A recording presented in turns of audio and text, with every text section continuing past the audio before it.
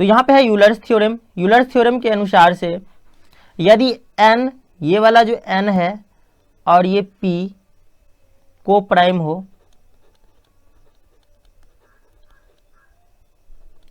और यहाँ पे p जो है q का यूलर नंबर हो, p q का यूलर नंबर हो, तब हम n to the power p में q से भाग देते हैं तो हमारा रिमाइंडर आता है 1। ठीक है, तब हमारा रिमाइंडर 1 आता है। अब हम लोग q का यूलर नंबर कैसे निकालते हैं, तो जैसे मान लेते हैं यहाँ पे 15 और 16। सबसे पहले तो हम इस क्वेश्चन को इस तरह से सॉल्व करेंगे। यहाँ पे हम देखेंगे कि 15 और 16 आपस में कोप्राइम है। ठीक है, 15 और 16 कोप्राइम। कोप्राइम का मतलब ये होता है कि यदि हम इस दोनों नंबर का HCF निकालते हैं तो 1 आता है। ठीक है, मतलब कि इस दोनों नंबर के पास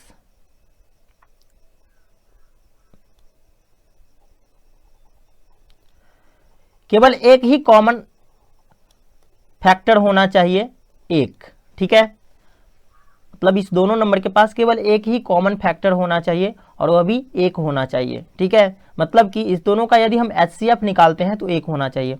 तो ये हमारा क्या हो जाएगा, कोप्राइम नंबर। ठीक है, तो यहाँ पे 15 और 16 आपस में क्या है, कोप्राइम है। तो हम क्या करेंगे, तो सबसे पहले इस 16 को फैक्टराइज करेंगे। तो यहाँ पे ये कितना आ जाएगा, तो 2 टू दी पावर 4। यहाँ पे ये 2 आ रहा है। ठीक है, तो हमें क्या करना है, यहाँ पे 2 के पावर में ही आ रहा है सिर्फ, तो हमें क्या करना है, तो इस 16 को लिख लेना है ऐसे। और इसमें हम क्या करेंगे, यहाँ पे 2 से 1 कम क्या होता है, तो 1 होता है। 1 को ऊपर लिखेंगे और 2 को नीचे लिखेंगे। ठीक है, ये 2 है तो 1/2 लिखेंगे। यदि 3 आता तो 2/3 लिखते। यहाँ पे 3 आता तो यहाँ पे हम 2 देते। अब क्या करेंगे, तो 2 से इसको काटेंगे तो ये कितना आएगा, तो 8 आएगा।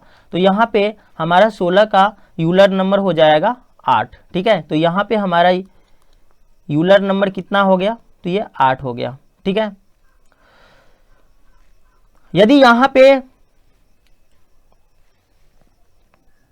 18 होता तो हम क्या करते, तो इसको फैक्टराइज करते।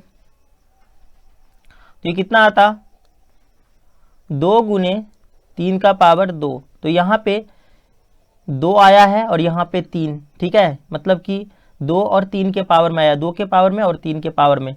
तो हम यहाँ पे यदि यूलर नंबर ज्ञात करेंगे तो हमें क्या करना पड़ेगा, तो हम क्या करेंगे, इस 18 को गुना करेंगे। ये 2 है ना, तो 2 नीचे लिखेंगे और 2 से 1 कम ऊपर, फिर गुना। ये 3 है तो 3 नीचे और 2 ऊपर, मतलब कि ये 2 है तो 1/2 लिखेंगे से गुना करेंगे। ये 3 है तो 2/3 से हमें गुना करना है, मतलब कि इससे 1 कम होना चाहिए ये। ठीक है, अब क्या करेंगे, तो इसको काटेंगे।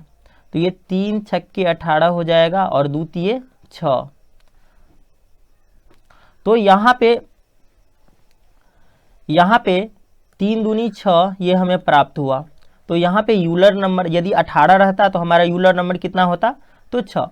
तो इस तरह से हम लोग समझ सकते हैं कि यहाँ पे बोला जा रहा है यूलर थ्योरम के अनुसार से, यदि n और p आपस में कोप्राइम हो तो हम n to the power p में q से यदि भाग देते हैं, जहां हमारा p जो है q का यूलर नंबर है, तो हमेशा रिमाइंडर कितना आएगा, तो 1 आएगा।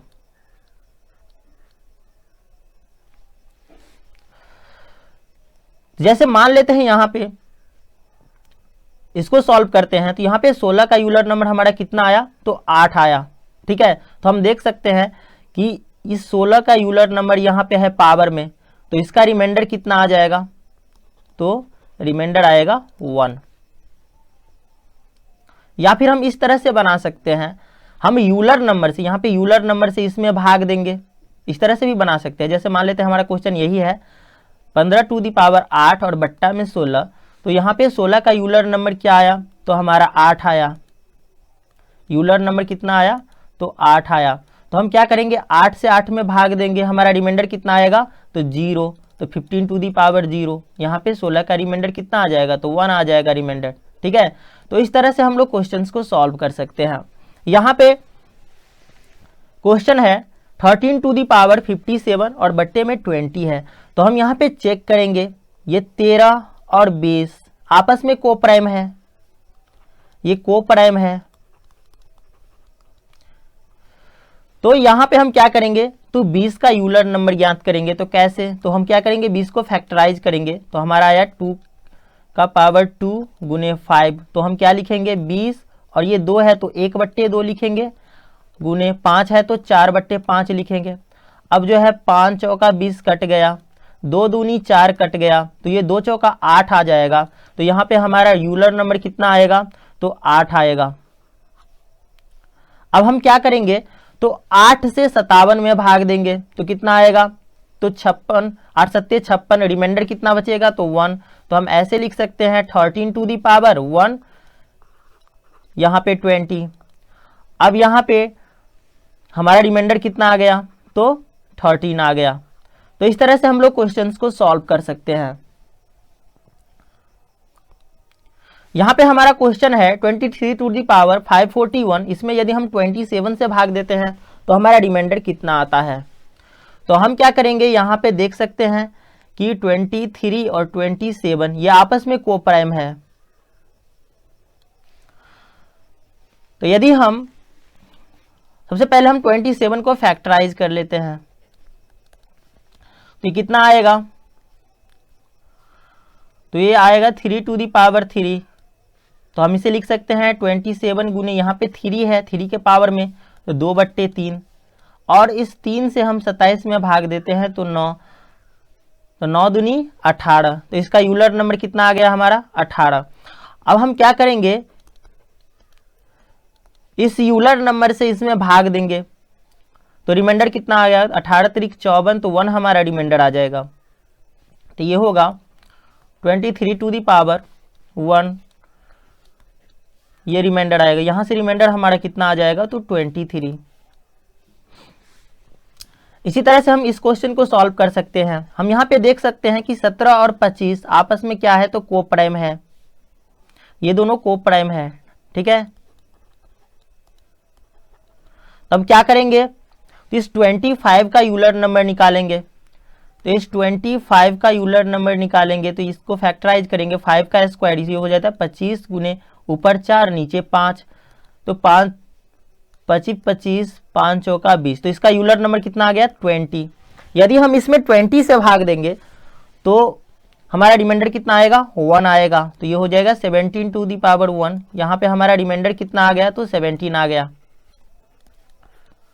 तो इस तरह से हम लोग क्वेश्चंस को सॉल्व करेंगे।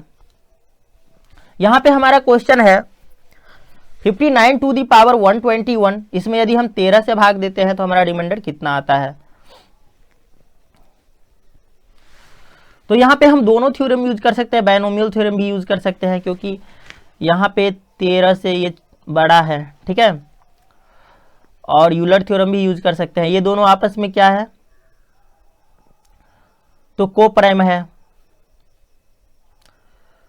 तो हम क्या करेंगे, तो यहां पे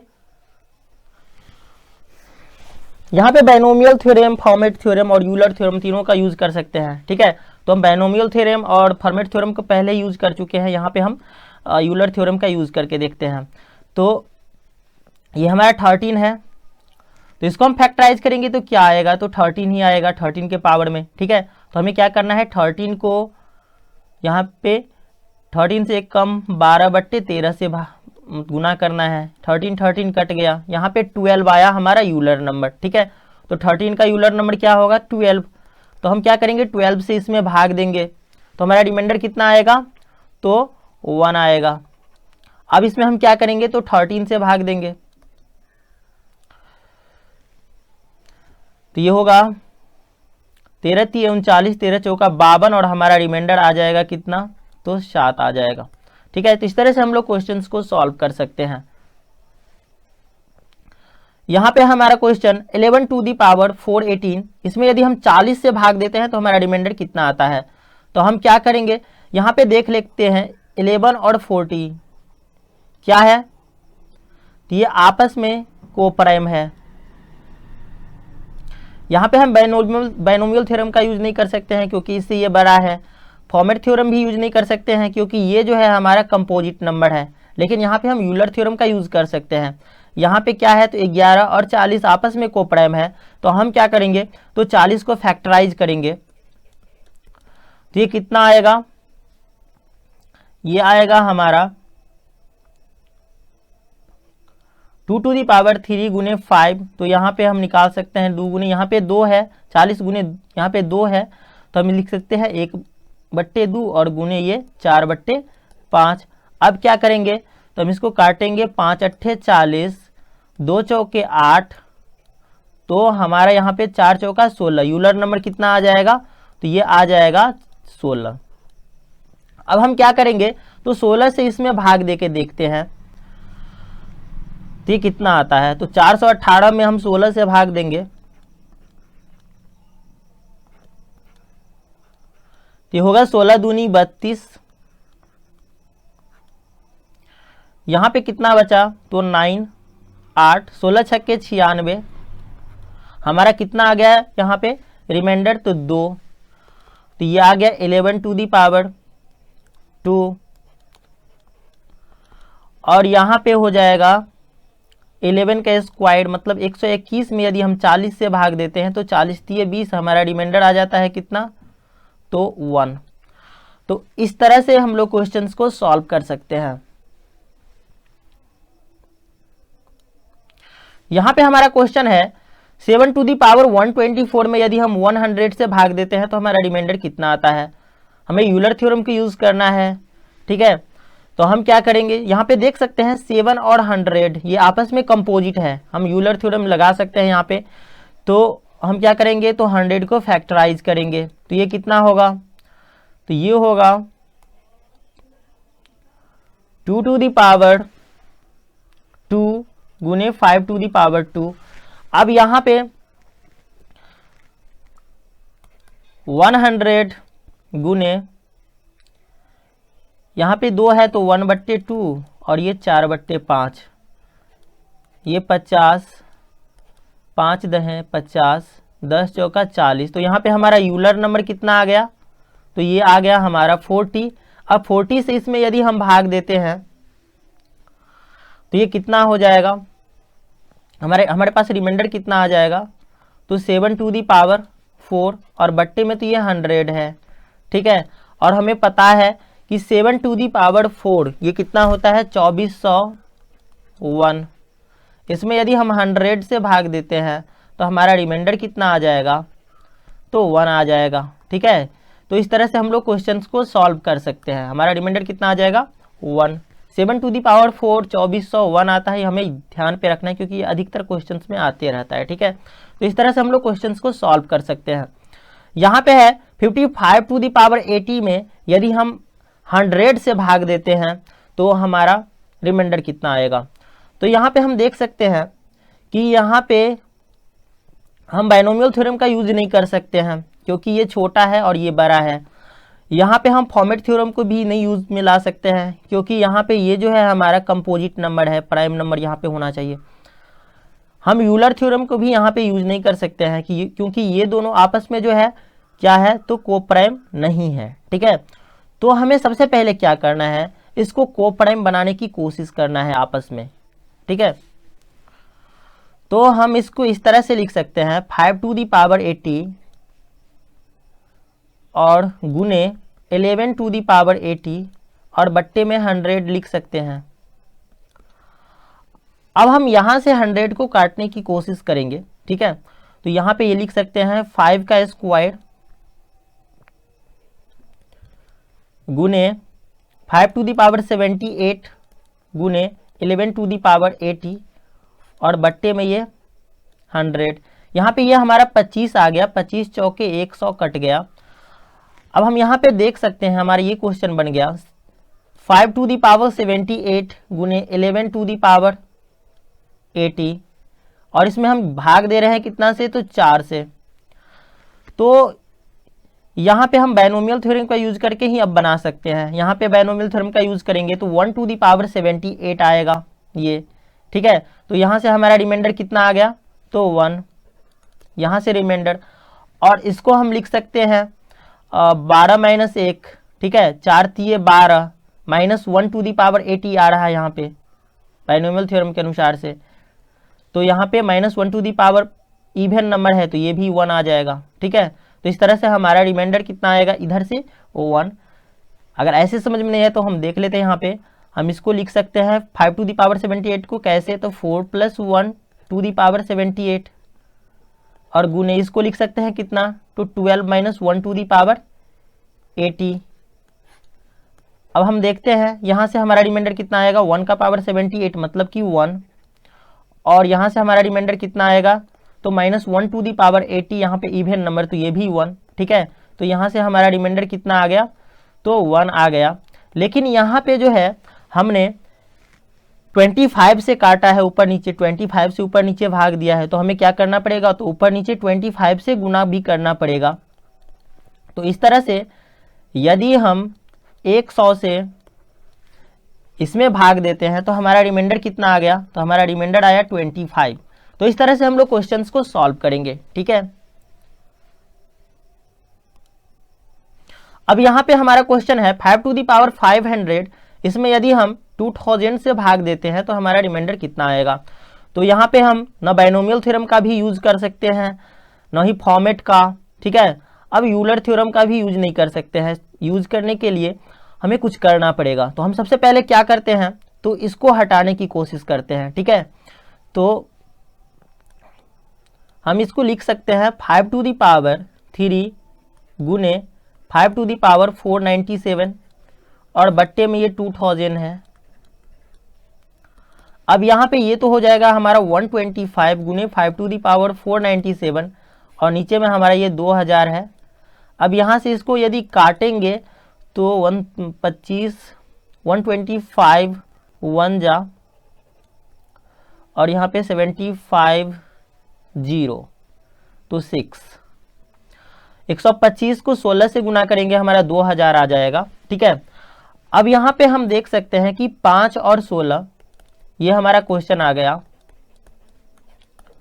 5 और 16 आपस में कोप्राइम है, तो यहाँ पे हम यूलर थ्योरम का यूज कर सकते हैं। तो हम क्या करेंगे, तो 16 को फैक्टराइज करके यूलर नंबर निकालने की कोशिश करते हैं 16 का। तो ये होगा कितना 2 टू दी पावर 4, तो हम 16 को तो सिंपली 1/2 से मल्टीप्लाई करेंगे। हमारा यूलर नंबर कितना निकल के आया, तो ये आया 8। अब हम क्या करेंगे 8 से इसमें भाग देंगे, तो ये होगा 8 छक्के 48, 1 पे 7 17, 8 दूनी 16 तो 1, तो यहाँ पे 5 टू दी पावर 1। हमारा रिमाइंडर यहाँ से 5 आ रहा है, लेकिन हमने क्या किया, यहाँ से हमारा रिमाइंडर कितना निकल के आ रहा है 5, लेकिन हमने यहाँ पे 16 से ऊपर नीचे भाग दिया, 16 से नहीं 125 से। तो हमें क्या करना पड़ेगा, तो 125 से गुना करना पड़ेगा ऊपर नीचे। तो यहाँ पे कितना आ जाएगा, ये 625/1000 2000, यानी कि हम 2000 से 5 टू दी पावर 500 में भाग देते हैं तो हमारा रिमाइंडर आता है कितना, तो 625। ठीक है, तो ये हमें ध्यान पे रखना है।